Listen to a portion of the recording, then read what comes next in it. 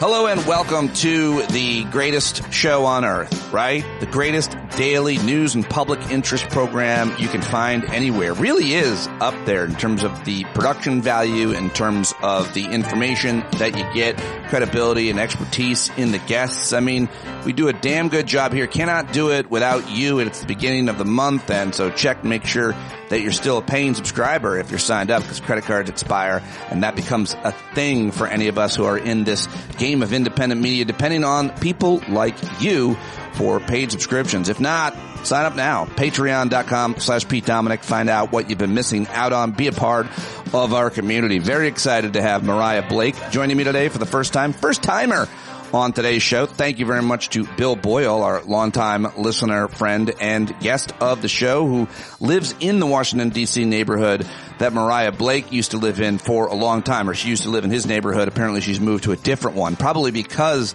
of Boyle. And now, Bill knows her and recommended her. She is a very respected investigative journalist, and she's got a very important new book out, which I'm so excited to, well, excited might not be the word because it's scary and worrisome, but the book is called They Poisoned the World, Life and Death in the Age of Forever Chemicals. It's about PFAS. Forever chemicals. You've heard about them. This is a great, great book and documents what is going on in not only in one town in America, but many towns in America and across the world as a result of these pollutants, these chemicals that are very bad. And if you want to jump to that conversation, you can. It starts at 25 minutes into today's show. But I've also got your headlines and clips, a clip show for you as always. So let's get to it right now. Top stories, of course, continue to be the wars in Gaza and Ukraine, Russia, but I am going to start with the big story here. Yesterday was the drama that unfolded when Elon Musk decided to turn his back on his old best friend, Donald Trump. That's right, the baby billionaire versus the Mad King. The fight you knew was inevitable because years ago, Trump had put out a post on Truth Social basically saying that Elon Musk would have got down on his knees for Donald Trump. So that's where it started seemingly years ago, if you want to start there. But now Elon Musk has left the White House and the administration and the Doge that he created, and he is being very, very critical of the big, beautiful bill. That was the drama that unfolded yesterday for all of us to see. The baby billionaire trashed the Mad King's budget bill, posting yesterday, I'm sorry, but I just can't stand it anymore. This massive, outrageous, pork-filled congressional spending bill is a disgusting abomination. Shame on those who voted for it. You know that you did wrong. You know it. It will massively increase the already gigantic budget deficit to $2.5 trillion and burden American citizens with crushingly unsustainable debt. That's what he wrote. Elon Musk wrote that. Pretty harsh, huh? He also posted that Republicans who supported the vote and support Ukraine should not be voted back in. In November next year, we fire all politicians who betrayed the American people. Well, that would be all Republicans. So, hey, I agree with you, Musk. Get rid of them all and hire Democrats to do the job. Adults in the room for the first time in a while. Maybe they're going to form a Doge party. Maybe the Republican Party is going to split into a Doge party. That'll be fun.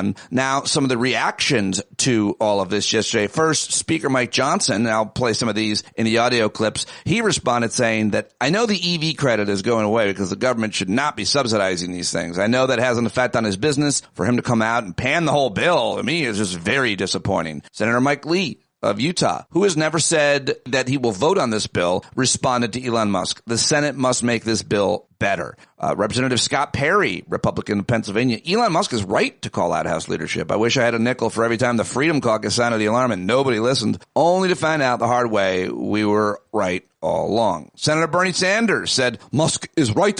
This bill is a disgusting abomination. Thomas Massey is a Republican congressman who said, I've been telling folks that Congress turned Trump's big, beautiful bill into a debt bomb. For that, I took some big hits, but now Elon is backing me up with facts. Steve Bannon, there are no Doge cuts. Where's the fraud in Medicaid? Has anybody turned over to DOJ the fraud? They haven't showed up with any. The problem with Musk is he gave false hope to this political class. He promised $1 trillion. Show me where it is. Press Secretary Caroline Leavitt was asked about Ron Paul and Rand Johnson saying the bill will explode the deficit, and said those senators, it's not news that they disagree with this president on policy. And the president has vocally called them out for it, and not having their facts together. So it is a circular firing squad in the Republican Party. Marge Green, old butch body, bleach blonde butch body, said she's changed her mind and is now against the bill because she did not realize that there was a part of the bill that stripped the states of the rights to make laws or regulate AI for 10 years. So now she's against the bill. So, of course, that means she voted for the bill without knowing what was in it, but I mean, they usually do. Clay Higgins, who is a real scoundrel, Republican from Louisiana, said, men as Senate Republicans a message of pathetic weakness. They do not appear to have courage required to save our republic from the financial collapse. They're uncomfortable, poor elitists lost in their wealth, suffering through the cocktail parties and the fundraisers, enduring the distant growl of working Americans. Well, we are watching, boys. We are watching. F-A-F-O. He's such a tough guy. F-A-F-O. Fuck around and find out. Senator Roger Marshall was asked yesterday on Fox News if there were Medicaid cuts in the budget. Trump says, of course, there are. Marshall acknowledged that there are. Medicaid cuts are going to strengthen Medicaid and save it for the people who need it most. Well, that doesn't make any sense. If you cut it, that's going to strengthen it. I mean, I guess maybe you could make an argument, but that doesn't seem to work. All right, what else do I have for you here in the news? ICE Director Todd Lyons was asked why ICE agents are wearing masks with no identification displayed. He said, because people out there taking photos of their names and their faces and posting them online. Well, yeah, that's to be expected if you do that. Reporter thought it was interesting that MSNBC host Lawrence O'Donnell roasted CNN last night. I'll play that clip for you. But he said the insanity of the current American president is officially taken for granted in the news media. No huge banners on the cable news network that recently devoted itself to the issue of the presidential mental acuity. Well, we have one here now because every day now I'm going to play a clip of Kevin Richburg, our own friend and farmer, who says this every day. The only thing that should matter is the president's acuity. And Lawrence O'Donnell went on to say the network didn't dare devote itself to the mental acuity of Trump. That network decided the mental acuity of Biden last year is a more important story now. So he and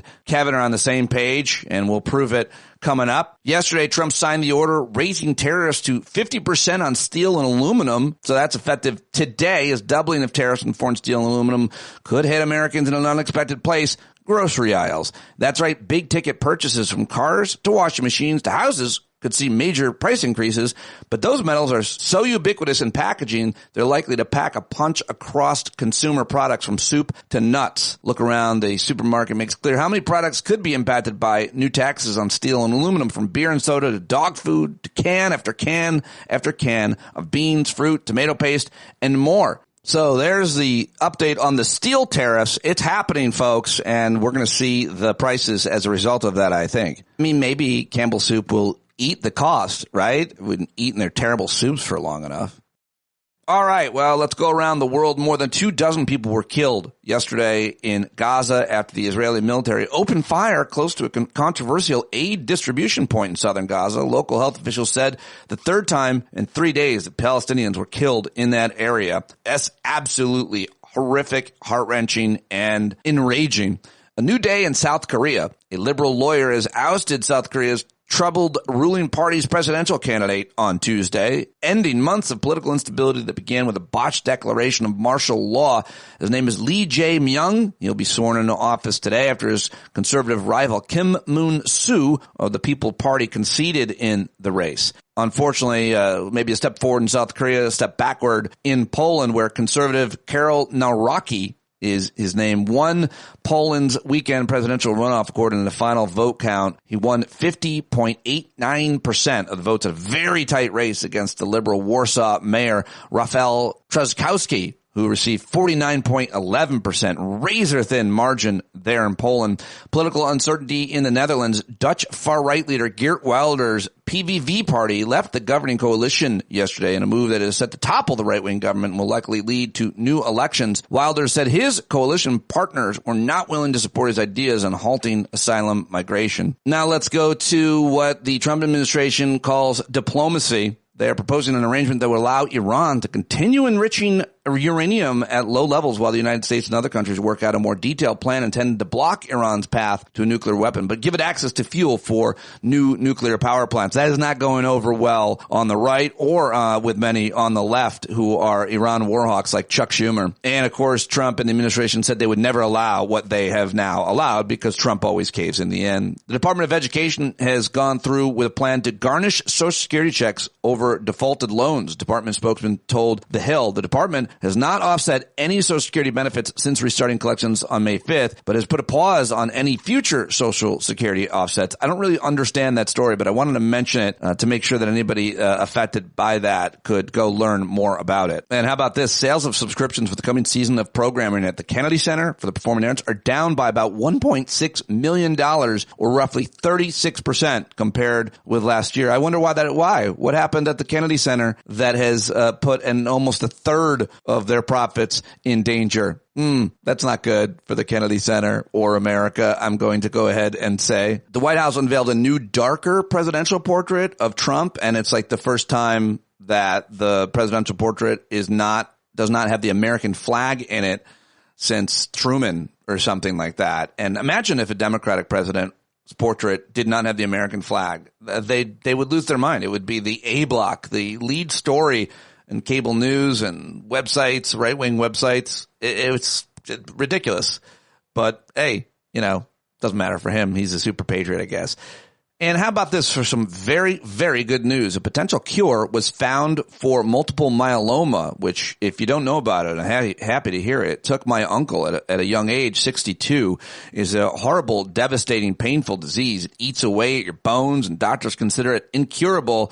But today, good news, a new study found that a third of patients who received a one-time immunotherapy lived without detectable cancer for years. The result in patients who had been through a series of unsuccessful treatments who were facing hospice has led some battle-worn American oncologists to dare say the words potential cure. And that is a very, very good piece of news to mention and the headline segment on. Yeah, we don't need to take as deep of a breath maybe between now and the clips, but let's do those clips now. And let's start with what Kevin Richberg thinks should be the most important story anywhere, all the time, every day. Let's head to the dark news desk with Kevin Richberg. The only story that matters is that Trump is mentally unfit to be president of the United States.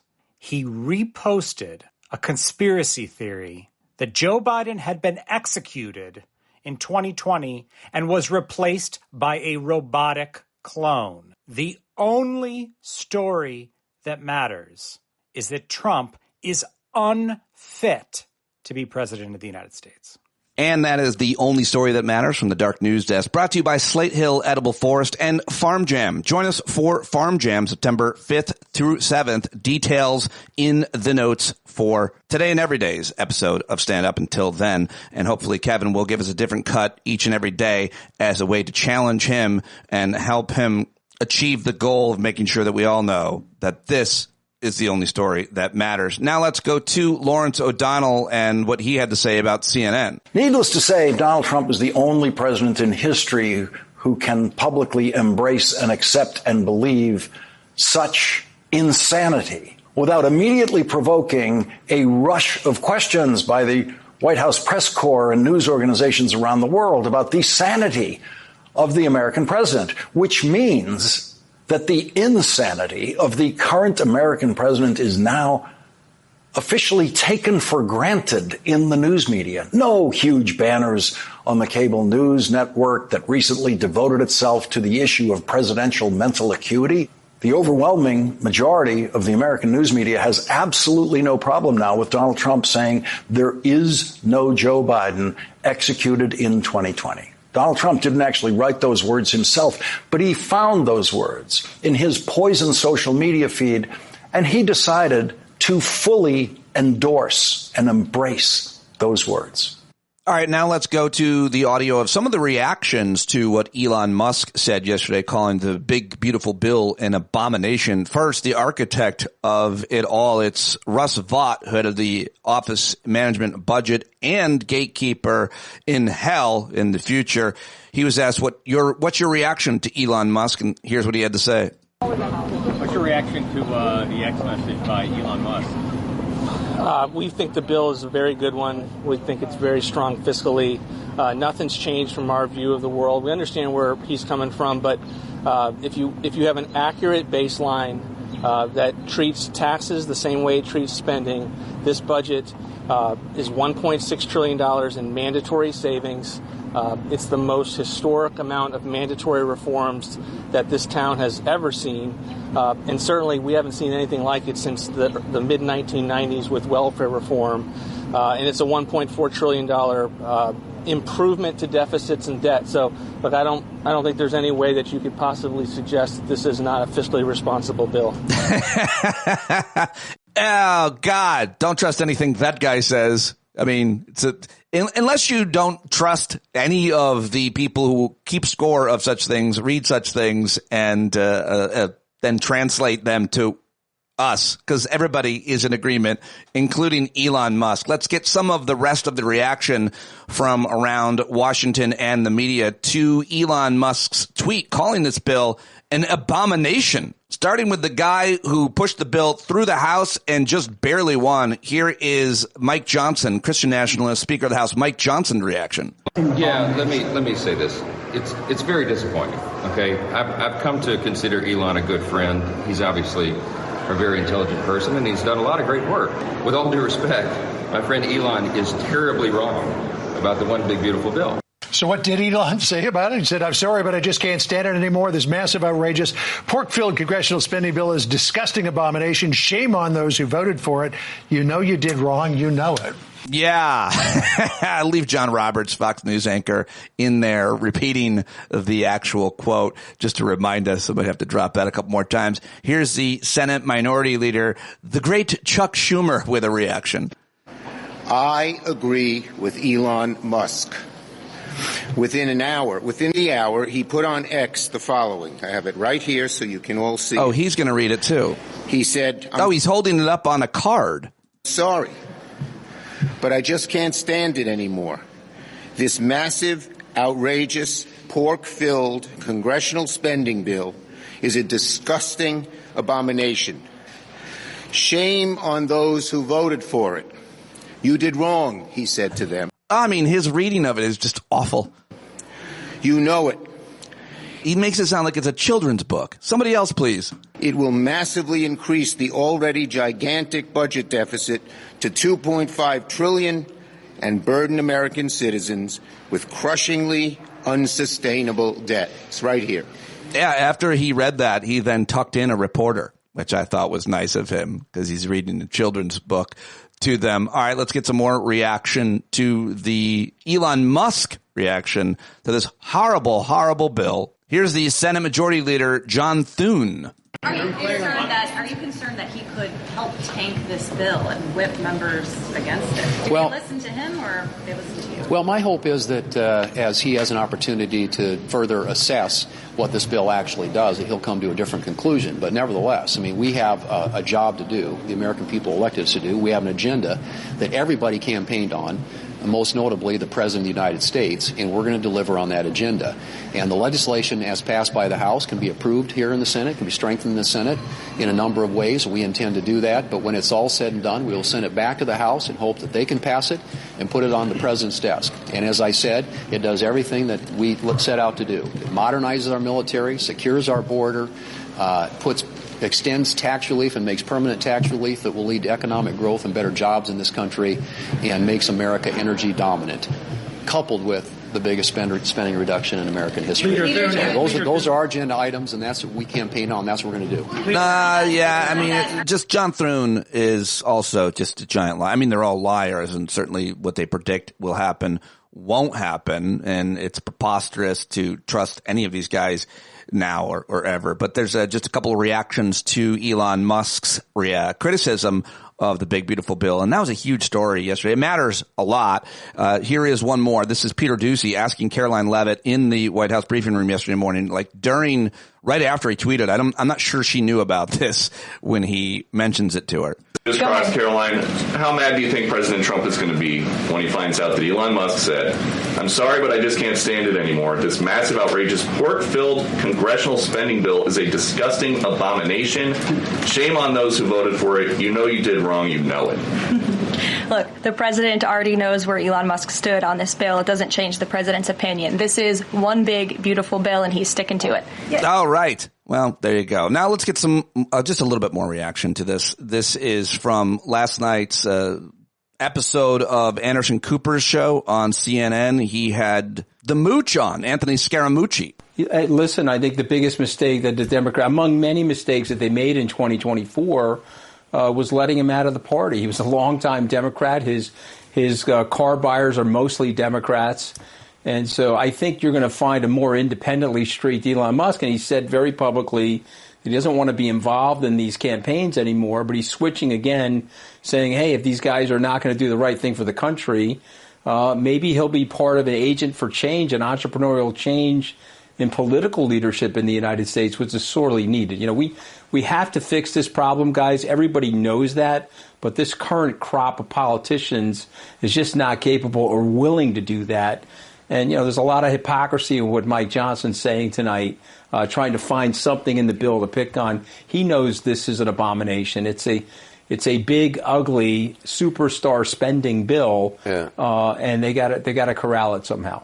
All right, now let's go to what some of the late-night comedians had to say about this, because they all had something to say. Let's start with Kimmel. But the biggest flip of the day belongs to Elon Musk. On Friday, Trump gave Elon Musk the key to the White House. And I guess you better change the locks, because today Musk had something very nasty to say about Trump's big, beautiful bill. He wrote, "I'm sorry, but I just can't stand it anymore. This massive, outrageous, pork-filled congressional spending bill is a disgusting abomination. Shame on those who voted for it. You know you did wrong. You know it." Boy, when he's off the ketamine, he is a lot less fun. I mean, he's right, but shame on those who voted for it. Who bankrolled these people that voted for it? I want the name of whoever bankrolled. Oh, wait, it's his name. For Elon Musk to call this a disgusting abomination is really saying something, because this is the man who created this disgusting abomination. Picture of the Tesla truck. Musk also tweeted that Congress is bankrupting America. Yo, Elon, bro, were you not paying attention when Trump said he was going to run the country like one of his businesses? Trump versus Elon. What an unexpected. I'm not sure who to root for. It's like Diddy versus R. Kelly. Obviously, this was All right, there you go. Jimmy Kimmel took it on, and of course, so did every other late-night comedian. Let's check in with The Daily Show. And my old friend Michael Costa was sitting in the anchor chair last night. One of the most heartwarming stories of the Trump administration so far has been the beautiful friendship between Donald Trump and Elon Musk, two men who had previously never had a friend. But today, that friendship got doged. You're going to want to hear about this. Breaking moments ago, Elon Musk speaking out in a big way on the big, beautiful bill. He took to X a short time ago, writing, quote, "All right, well, you heard it, but let's go back to Michael Costa. Chainsaw! Oh, no, not my two favorite people fighting. Don't make me choose who I love more." But yes, Elon is worried that Trump's bill will raise the deficit too high. And when Elon is worried about something getting too high, you know it's too high.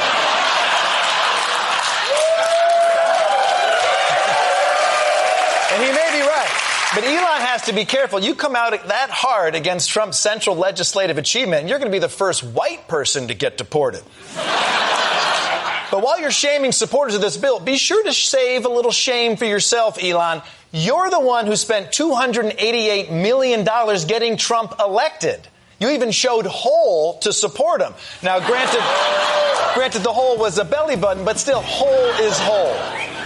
All right, just a picture of his belly button with his shirt up when he was jumping up and down on stage like a lunatic. Well, that's it. That's all I've got for you. In the audio, the clip show, that's the clip show and the headlines. And I can't do it without you and Kevin Richburg, apparently. Thank you, Kevin, for that. Thank you for everybody for listening to the news. I hope you appreciated it. You're not going to get a more robust, comprehensive rundown done the way I want it to be done for me is how I do it for all of us, reading the headlines, playing the clips. Now it's time to get to today's guest every day. Pretty much. Sometimes I don't. Every once in a while I don't have a guest and I just do this news segment, but pretty much every day I have a brilliant, thoughtful, thought-provoking guest, often, usually an expert on some subject matter, often a policy expert, but also we get people in here to explain what the hell is happening to us in ways that make sense. But today it's Mariah Blake who joins me for the first time. Very excited to have her here to talk about her very important new book, They Poisoned the World, Life and Death in the Age of Forever Chemicals. Mariah is an investigative journalist whose writing has appeared in The Atlantic, New York Times, Mother Jones, The New Republic, and numerous other publications. She was a journalism fellow at Harvard University. She's on several different media, social media platforms, including Twitter and Blue Sky and Instagram and Facebook. You should follow her there. I've linked to them all in the show notes. And you can watch this interview on YouTube because I did it live yesterday. YouTube.com/standupwithpete. Let's do it right now with Mariah Blake for the first time on Stand Up to talk about her very important new book. Mariah Blake, I've been chasing her down because everybody wants to talk to her about her new book. They Poisoned the World, Life and Death in the Age of Forever Chemicals. She comes highly recommended by our friend Bill Boyle. How do you know Bill Boyle? Welcome to Stand Up. Thank you for joining me. Congratulations on your book. Thank you so much for having me. Doesn't everybody know Bill Boyle? That's great. That's a great answer. That's a great answer. Yeah, we were neighbors and we have kids the same age. I spent a lot of evenings around the fire in his backyard. And do you think he's a smart guy or is he making it all up? He's incredibly smart. Yeah. Everybody in our circle thinks he's CIA or something. Good. So it's not just us listeners. There's lots of speculation about where he gets his knowledge. I love it. And I also hate it. I will get to the bottom of it someday, but he's great. And I'm really excited that he told me about your book. I'm sure I would have heard about it because it's no secret. It's getting a lot of attention as it should. Major publisher, just published. You've been working on this issue for years. But before we get into specifically, tell us a little bit more about your background, which I've looked it all up. I've read the intro to you, but a lot of credibility in your career. You're an investigative journalist. Yes? I'm an investigative journalist, and for the last decade or so, I have done work that is a combination of investigation and narrative, and oftentimes it has to do with environmental issues. But character-driven, people are at the heart of what I do. Yes, this book has got some really important actual human beings and at times heart-wrenching to hear their stories, like the first chapter, but it's really important, I think, to tell this story through actual Americans' eyes. Why did you write it this way? It's obviously readable that way, more readable about the issue. Honestly, it partly had to do with the way my research unfolded. So I had initially envisioned this as more of a straight investigative book about the chemical industry, and particularly this class of chemicals at the heart of the book, which are commonly known as forever chemicals, but the formal name is per- and polyfluoral alkyl substances, or PFAS. And as I was writing the book, so at the time, there was only a handful of communities anywhere in the country that knew that their drinking water was contaminated with these particular chemicals. Although industry knew, and the EPA knew, that it was probably contaminating drinking water all across the country. And in the early phases of my research, stories about the village of Hoosick Falls, New York, started cropping up. And that village has drinking water contamination, drinking water that's contaminated with these chemicals. But the thing that's really piqued my interest was that the only reason the contamination there had come to light is because this unassuming insurance underwriter named Michael Hickey began to suspect that there might be something in the water after losing his father and several friends to cancer.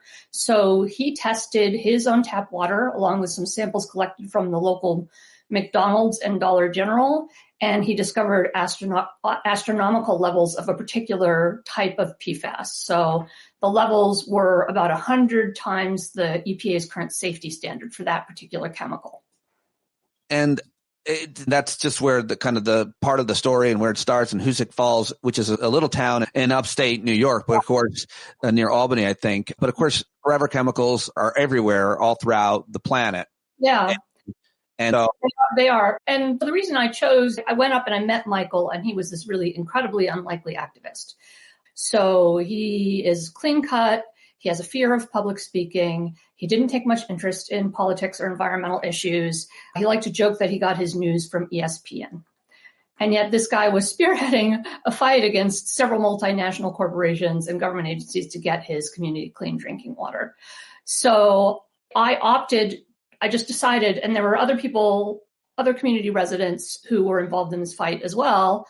And they were very similar to Michael in that they weren't political by nature, and yet they had taken up this fight. So what was happening there, and this is really answering your previous question, just fascinated me. So I decided to follow that community, and I followed them for 8 years.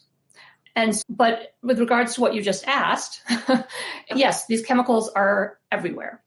They persist in the environment for hundreds or even thousands of years, and they are highly mobile. And as a result, they are in the blood of people and ecosystems everywhere, even in the remotest parts of the globe. And I think the most striking example of just how ubiquitous they are comes from a 2022 study of rainwater around the world. So a group of prominent European scientists looked at the levels of the two best studied PFAS in rainwater around the world, and they found everywhere, including remote regions like the Tibetan Plateau, the levels were high enough to harm human health and the environment, human health and ecosystems. So they were much higher than, say, the EPA safety standards for these chemicals.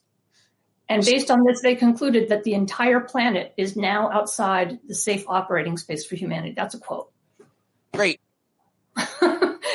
They're also ubiquitous in consumer goods. So they're in condoms, lipstick, Band-Aids, kitty litter, dental floss, clothing, children's products. They're in thousands of everyday goods. They're in the dust the fine dust particles in the air surrounding us, and they are in the blood of every single one of us. Not mine. All right. I would challenge you to test it and find out. No. Okay. I'd rather live in ignorance about some of these things, and I think unfortunately, a lot of people would, but that's why your book and your work is so important. How do you give credibility? How do you, as a journalist and an author here, deduce the science in terms of the harmfulness of them?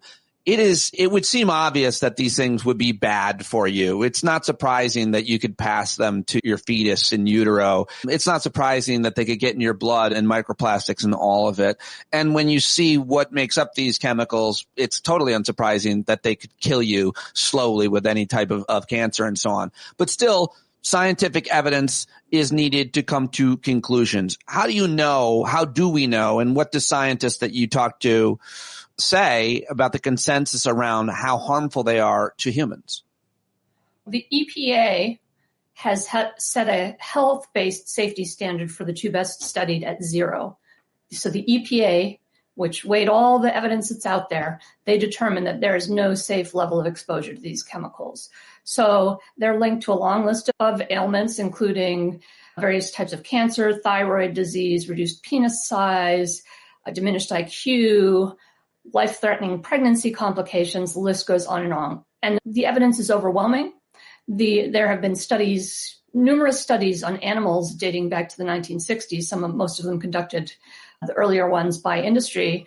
But there's now just a huge body of evidence out there, a huge body of science linking these chemicals to disease in people.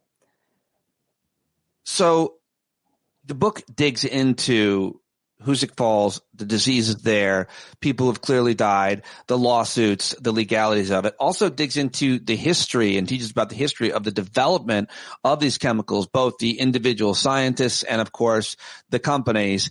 And finally tells us that the most enraging thing, it's not unlike the oil industry, which, of course, you've covered, is that they always knew the damage that they were potentially or definitely doing. So Where should we go? To history first and what you learned about the development of these chemicals? Because that's pretty fascinating. I actually think that the history is some of the most fascinating material. In particular, the thing I found most shocking in my research is that the U.S. government developed these chemicals as part of the top secret Manhattan Project. That is not something that's really been documented before. They needed them for uranium enrichment. So just like they had physicists working in labs all over the country developing nuclear fuels, they had chemists in labs all over the country developing these chemicals, which at the time were known as fluorocarbons, because they were needed for uranium enrichment. And it was clear from the outset that these were extremely dangerous chemicals. So the plants where they made them were routinely catching fire and exploding. Workers were constantly being hospitalized. But it wasn't just workers. Farmers downwind started complaining that their peach crops were burning up, but that their cows were so crippled that they couldn't stand and they grazed by crawling on their bellies. And this alarmed Manhattan Project officials because they worried that the farmers would sue and that it would compromise national security and also create liability. And there was a secret medical research program under the Manhattan Project. And as part of this program, they actually injected unknowing cancer patients with radioactive materials like uranium and plutonium. But they also started studying the health effects of these chemicals in 1943. And by 1945, the U.S. government had determined that these chemicals were toxic and were accumulating in human blood. And that's one of the things that makes them so harmful, is that they stay in your body for years.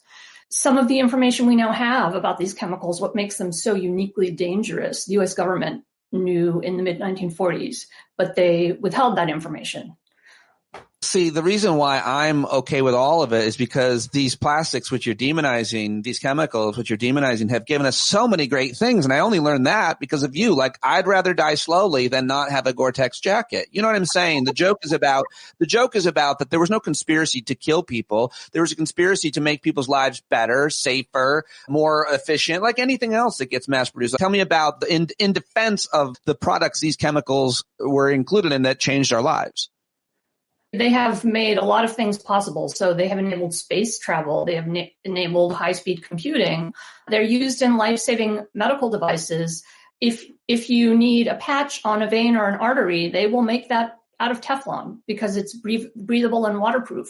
It's used, because of their special properties. So the thing that distinguishes these chemicals is that it's a combination of fluorine and carbon, which together form the strongest bond in chemistry.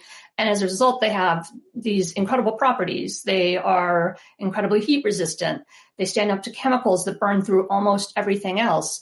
They're waterproof, grease-proof, non-stick. So they've led to a lot of important innovations, and they've led to things like Teflon pans that make our lives somewhat more convenient. They're also essential to certain green technologies that we're relying on for the transition to a green economy. Essential for some and used in others and unnecessarily. Stated in terms of just several of the different ways they've impacted our lives definitively and directly. But at some point they become mass produced and become in everything and then seep into everything in a number of different ways. And it's hard to necessarily figure out. It's an investigation where it's coming from. But correlation is not always causation, I guess they say. But a lot of it is in the water. A lot of it comes from different plants. A lot of it is very localized. You talk about we all have it in our blood. Every mammal probably does. If they have it in the glaciers, I think everything else does. But it's in different concentrations and it affects us differently, obviously. So you can, though, deduce whether it's forever chemicals, PFAS, or lead, what areas have the highest concentrations, and then you could pretty quickly figure out why. Is that a fair conclusion? Did you arrive at that conclusion? No, I don't think we've even begun to get a handle on where the hot spots are necessarily. So yes, drinking water contamination is a known source of exposure. But another major one that we're just beginning to investigate is farmland. So farmland all across this country since the 1970s, they have spread sewage sludge over farmland as fertilizer. And we're talking tens of millions of acres of farmland. And we're now discovering that sewage sludge is highly contaminated with PFAS from industrial charges. So there are farms out there that have higher levels of contamination than any factory town that I've ever heard about. And that has huge implications for the food chain. So go ahead. Go ahead. I just need to know I hate to ask what sewage sludge is, but just so I'm clear, it's supposed to it does fertilize the soil. It also to grow better crops, but it also poisons the crops at the same time. Is that what I'm hearing? What is it? It's human sewage that they spread over human sewage that they spread over agricultural lands all over this country, and sometimes organic farms. It's been done several generations past because these chemicals persist in the environment forever, basically, these organic farms are discovering that the milk they're producing has levels of these chemicals that blows away our safety standards for those chemicals. This has implications for our entire food supply, and there's only a few places where they've even begun to investigate this. So for people who don't live someplace with drinking water contamination or contaminated soil, the main source of exposure is food. So there was a recent study that found eating a single portion of locally caught freshwater fish could increase your blood levels as much as drinking polluted water for entire months. So there's parts of our food supply that are highly contaminated. But again, we're just beginning to grapple with that. Just beginning to grapple with so much of this, which is why your book uncovers a lot of it and is getting such a major reaction. Going back to Hoosick Falls and Michael, what's his last name again? Icky, sorry. I didn't know how to pronounce it either. But he is one of the central figures of your story, telling the story of what happens when community activists do something. And it reminds you of Aaron Brockovich and any other number of activists who stood up specifically against giant corporations with the most expensive, powerful lawyers in the country, and arguably having the government on their side maybe as well. Talk to us about his work and what he discovered and what he's helped and others have helped change. So Michael Hickey, like I said, is the unlikeliest of possible activists. But in 2014, after losing several friends and relatives to cancer, he decided to test his drinking water. And the thing is that Michael struggled in science in school, didn't consider himself much of a student. He didn't really trust. So the way he discovered, the way he figured out that the drinking water might have been contaminated is there was a local factory that made Teflon-coated fabric. And his father had worked at the factory, and his father had died a horrible death of kidney cancer. And so at some point, he sat down and Googled Teflon and cancer and called up this huge study that had been done in West Virginia and that had linked the chemical, a specific chemical called PFOA, to 6 serious diseases, including kidney cancer, which is what his father had died of. And because the factory was right next to the village well field, he began to suspect that the entire village's drinking water might be contaminated. So he spent several months just trying to get a handle on the research because he knew he couldn't afford to get this wrong, that if it were to become public that the drinking water was contaminated, that it would have a devastating effect on the village. And so then he eventually approached this local doctor. He was probably the most beloved figure in the community. His name is Marcus Martinez. And Marcus's family had run the main medical practice in the community since the 1950s. And he and his father had documented unusually high rates of rare aggressive cancer in their patients. And so he thought there might be something to Michael's theory. And so they approached the mayor together about getting the drinking water tested. The mayor talked to the state. The state said it wasn't necessary. And so that's what led Michael to test the water himself. Now, he thought when he got those results, he would hand them off to the mayor, and that would be the end of the story, that the government would take it from there. But that's not what happened. Instead, he and Marcus and other community residents ended up spending a decade fighting for clean drinking water. And oftentimes, while going through incredible, dealing with their own very grave health problems. So Marcus Martinez, shortly after they approached the mayor the first time, he was diagnosed with a rare aggressive cancer. And so the entire time he was fighting this battle, he was fighting for his life. And so there were other residents who got involved, and among them a high school music teacher whose 2-year-old daughter had extremely high levels of the chemical PFOA in her blood, a young mother who had put everything she had into a dream home for her family, only to learn that her private well was contaminated. So I followed all of these people for 8 years. I was like a fly on the wall of their lives. And It was a harrowing journey, but they ended up accomplishing some really remarkable things that I would have never envisioned possible when I started researching this book. I don't want to give away, but there's some pretty important outcomes as a result of their activism that started so small. But let's just talk a little bit about the obstacles here and the interests here, because it would seem that every single living person has an interest in being concerned about the dangers here. You can't be a wealthy investor, including the board of these companies, polluting. You mentioned DuPont and 3M and several other companies. And so it's in everybody's interest. So obviously there's a lot of companies making a lot of money. The lawsuits, you mentioned liability issues. What are and who are the interests that are in the way if it's in everybody's interest, every special interest to lobby against them because it's your family that could get sick, even including in your super wealthy community, because there's no stopping the spread of these forever chemicals? What are the obstacles? Who are the adversaries in the way of trying to stop this, clean it up? There are companies that make billions of dollars a year on these chemicals, and they did a very good job for a long time in terms of spinning the science.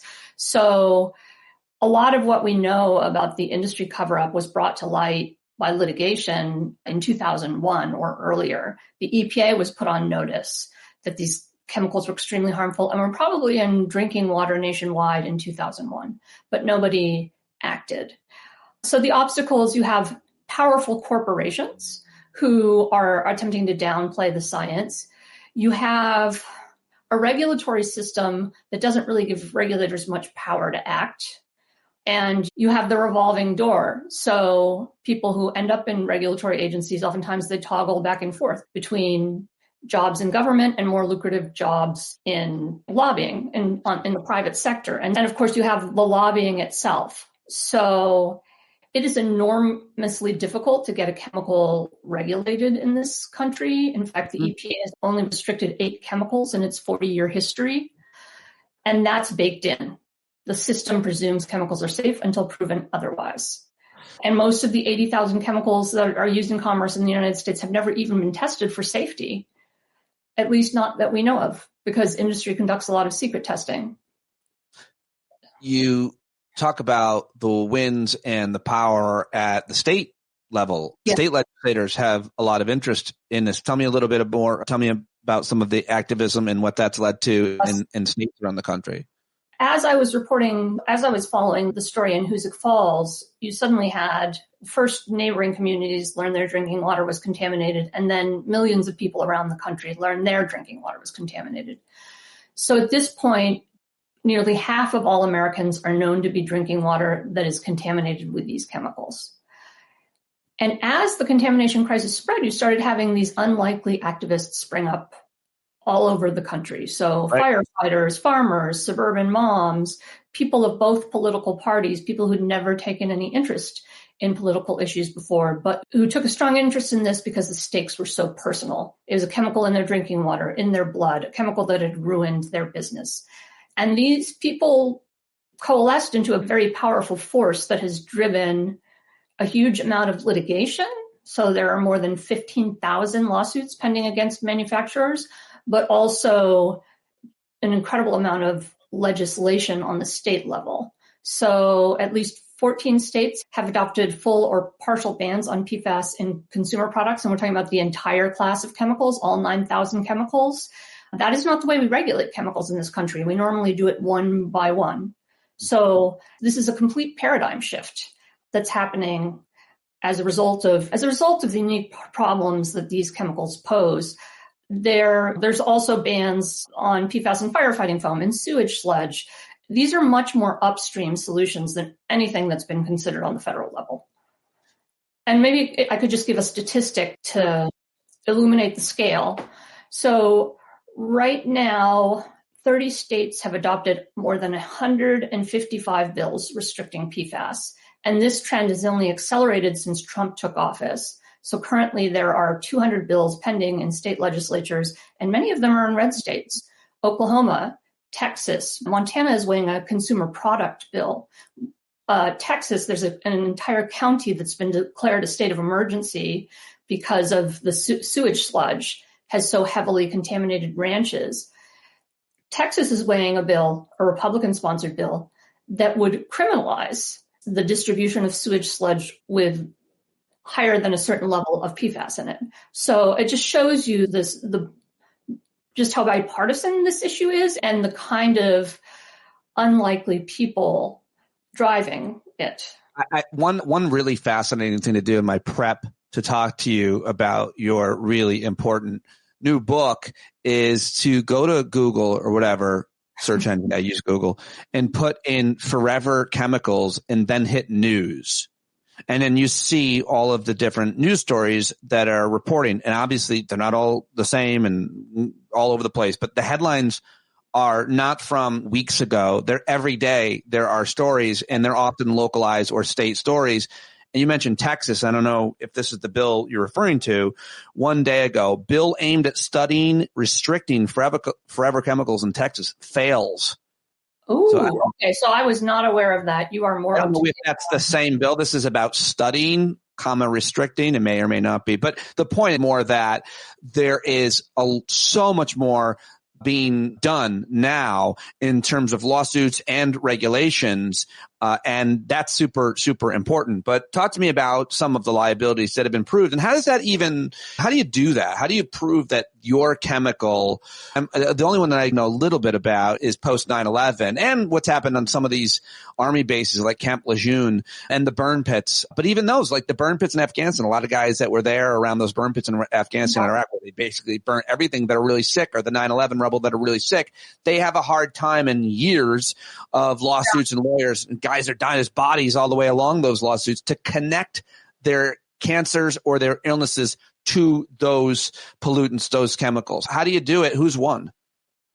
So the lawsuit that I referred to in West Virginia, there was a study that grew out of that, and DuPont actually funded it, I think because they didn't think it would find anything. So they agreed to fund this study, and if it found links between the specific chemical PFOA and disease, then people could file individual personal injury suits. And if not, then DuPont didn't even have to fund filtration for the community. So there's a community with drinking water contamination. But the scientists involved, they were local doctors and scientists, designed the study in a way to really encourage participation. So one of the things they did was pay people for participating. And they ended up getting 80% of residents to participate, 69,000 people. And this study linked this particular chemical to 6 serious diseases. And so people could then file personal injury claims based on this. And then since then, there's been more large, sophisticated epidemiological studies that have linked these chemicals to disease. So I think in this particular case, there's just more evidence. And the fact that there's so much evidence makes it easier for people to bring claims. But the lawsuits aren't just about that. So the lawsuits, some of them are personal injury cases. Some of them are brought by water districts with contaminated water. Some of them are brought by states. So I think it's something like 30 states have filed suit against manufacturers for the cost of dealing with these chemicals. And increasingly, you're having consumers file class action lawsuits against brands, companies that have these in their products and don't disclose it. So there's currently a lawsuit against Trojan condoms, a lawsuit against the maker of Band-Aids and Snapple, and there's one against L'Oreal. So there's the tide of litigation is engulfing consumer brands, and that creates potential liability, boggles the mind. And so the liability combined with the legislation is actually driving these momentous market shifts. That another thing I never could have imagined when I started working on this story. But 3M, the world's largest manufacturer of PFAS, has announced that it will quit producing them by the end of this year. All 9,000 chemicals. That's a pretty big deal, and they'll replace it with something else? So they won't. The thing is that they're committing to eliminating the entire class. So everything that has this carbon-fluorine bond, the things that make this particular class of chemicals so problematic. And it's not just 3M. It's 40 major retail chains with $1.7 trillion in combined annual sales have also committed to eliminating or reducing PFAS in their packaging. And I'm talking huge corporations: Apple, McDonald's, Amazon, Home Depot, Dick's Sporting Goods, Taco Bell. The list is huge. There's a lot of money involved. And so it's a lot of this has to do with the liability and the reputational liability, because under these state level laws and a similar law that is pending in the European Union, the product bans, companies have to investigate their entire supply chain and figure out where these chemicals are. And once that information is out there, it opens them up both to legal liability, but also it can be incredibly damaging to their reputation. So businesses are scrambling to get these out of their supply chains. And it's happening much faster than it would with regulation. So regulation moves slowly, markets move fast. Really well said, and really very important. You mentioned your regulation. What I haven't really asked you about, you mentioned the EPA standards, but it's one president's EPA is not another president's EPA. And we could talk about when Democrats are in charge of the EPA, what they do, and when Republicans are in charge of the EPA, what they do. And the simplest way of saying is, often, I'm very partisan on this, is that Republicans will appoint actual captains of industry to regulate the industry that they've made their career profiting from often. And whether it's EPA or HHS, you would think Lee Zeldin is the head of the EPA, former New York congressman, and we could talk about him specifically, but it's more important, I think, to just look at so far what their EPA has done. And then also you would think, I don't know, if there's an issue or a contradiction between EPA and any other agency and HHS, because you'd think the Make America Healthy Again crew would be against a lot of this stuff. And I think, but at the same time, you might find out that EPA or HHS is headed by an actual bottle of fluorine. Like, who knows who's in charge and what their interests are. You do have a former industry lobbyist in charge of the Office of Chemical Safety. Shocking. And this is true. This may have been true of past Republican administrations, but Trump is a whole different story. The degree to which people from the industries that they're supposed to be regulating are actually put in the regulators. Yeah. But this issue has played out a little differently than others. Lee Zeldin, for example, when he was a congressman, he represented a Long Island district that had intense PFAS contamination. And he was part of there's a bipartisan PFAS task force. So he called on the EPA to regulate PFAS. He sponsored PFAS legislation. Now, in his role as the head of the EPA, he hasn't necessarily followed the same course. So recently, the EPA announced last year, the EPA had set binding standards for 6 PFAS in drinking water, and some of them were near zero levels because, as I said before, the EPA doesn't consider them safe at any level. The Trump EPA recently rolled back 4 of those standards. So it kept in place the standards for the 2 best studied chemicals, but those are chemicals that were also voluntarily phased out a decade ago. It's crazy. They're still everywhere. They're still in drinking water. But yes, it's crazy. It makes, and it will set people back. It'll set communities back that have drinking water contamination. However, many states have adopted their own standards, and a lot of states are actually codifying the EPA's old standards, so they're making them state law so that their residents will have the same level of protection they would have had under these EPA standards. All right, this book is published. You're talking about your research over a decade pretty much and what you learned and making it very real by introducing us to these actual real Americans that you got to know and basically embedded in their lives in a way. And you're talking about this book, and that's awesome. But will you as a journalist stay on this issue? Is this going to be your life's work is forever chemicals and covering them and what happens? I don't know if it'll be my life's work, but I'll stay on it for a while. Good. It's such an important topic, and there's headlines every day. And at this point, I have this wealth of knowledge about it. So I feel like I have something to contribute, and the more people understand, the better. what about you? Like, how do you make decisions for the health of yourself and your family? You write about the guilt that you felt and not knowing something, trying to do the right thing and accidentally doing the wrong thing. And some of us won't even want to know about some of these choices. But I try to live my life around rational fears, the things that I can control. And when it comes to like health and everything, sometimes things are misleading. Sometimes we're told this is good for us or this is bad for us. And it's impossible. And I don't like these people who say, I do my own research. So I happen to be good friends with a couple doctors, and I just generally say to them who are researchers, whatever you do, I'm going to do.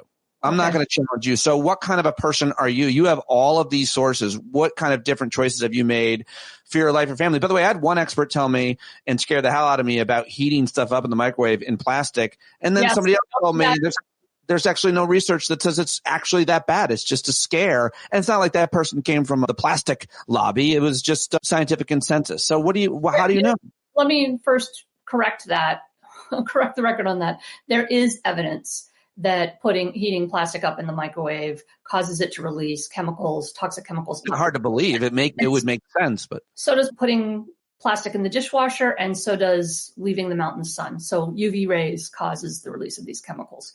And so if you use plastic, you definitely should not be putting it in the microwave, in the dishwasher, or... Is all plastic equal? Do I see like the hard plastic bottle that I buy my Poland Springs in? I get these giant bottles now versus the thin plastic I buy something from the grocery store, or it comes from... Not all plastic is equal, but studies have shown that the majority of plastics contain toxic chemicals, that alter your hormones, and chemicals that do that are extremely harmful for a variety of reasons. And you don't have any way of knowing which ones do and which ones don't. So it's better to err on the side of caution. What else for you? We could go through a list. I filter my drinking water, and I use an undersink system. There are two kinds of systems that are recommended, undersink systems. One is reverse osmosis, and the other is multi-stage systems that involve carbon.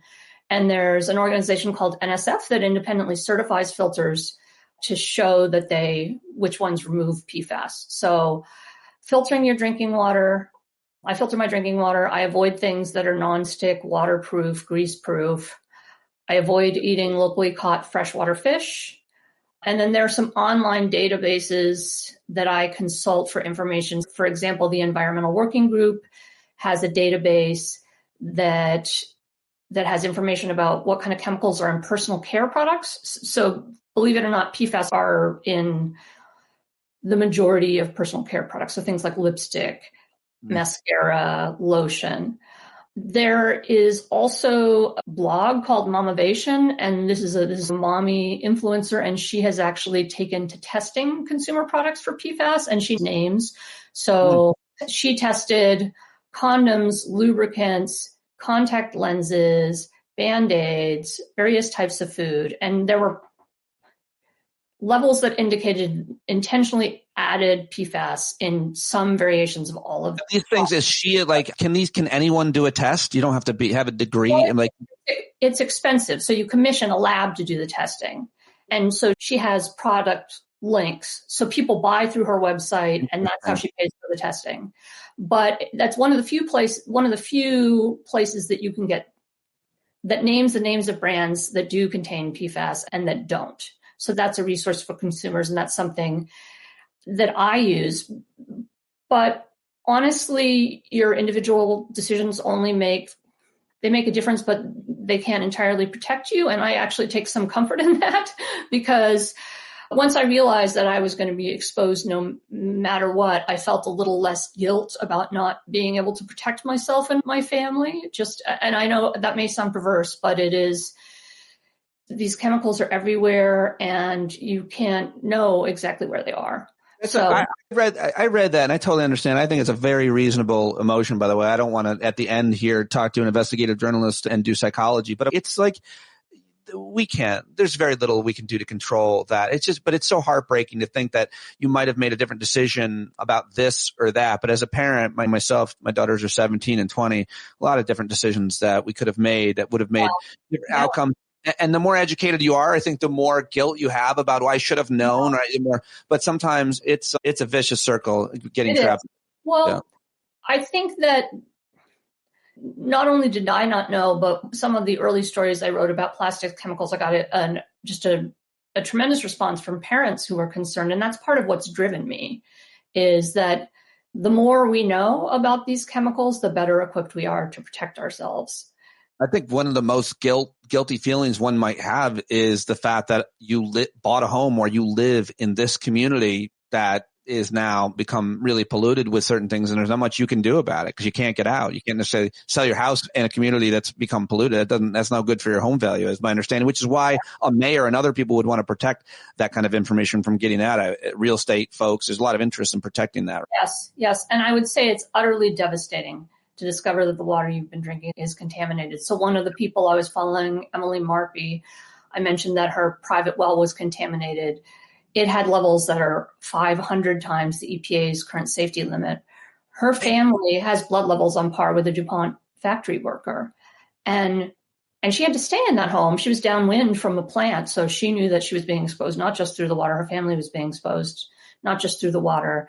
But she told me at some point that every day she stayed in the house, she felt like she was killing her children. That's brutal. Slowly, but surely. It's incredibly brutal. It's incredibly brutal. But people like Emily take that anguish and have turned it into something powerful, and they're changing things. Yes, and you do a great job documenting her and so many others. The book is so good, and Bill Boyle just showed up at our live podcast here saying, Mariah, awesome, and indeed she is a great referral and endorsement. I'm glad we finally got this done. I'm really happy to see how much attention the book is being given. So please go buy it. They poisoned the world, life and death in the age of forever chemicals. And then Google forever chemicals and then reference some of those sources that Mariah just said to protect yourself as much as you can, you and your family. I hope we'll talk again when I finish the book. And as this comes up, it is not going anywhere. It's here forever. And we're going to continue to discuss it and learn about it and how to protect ourselves and how to change the world for kids and their kids. So really important work. Really, congratulations, Mariah. And thank you so much for joining me. Thank you so much. And thank you so much for having me. It's been a real pleasure. There you go. Mariah Blake. Go get the book, They Poisoned the World. Go follow her on all the social media platforms, all linked in the show notes. And me as well. You can watch it on YouTube, youtube.com/standupwithpete. Subscribe to the Substack. Make sure that your credit card is up to date if you're a paid subscriber. And if you're not, please sign up now. Patreon.com/Pete Dominic. And join our community, which is growing, but we always need to keep it going. Sometimes people leave, sadly. So join us. And John Carroll, who brings us in and out every day. He's a very important, valuable member of our community. He's got a great new album out. He's going out on tour. Look it up. Buy it. johncarroll.org right now, and I'll talk to you right here tomorrow.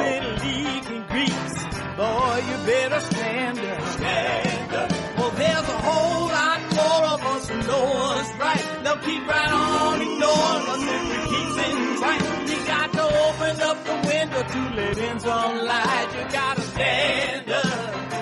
That's right. You got to rise up, you got to stand up, you got to stare the devil straight in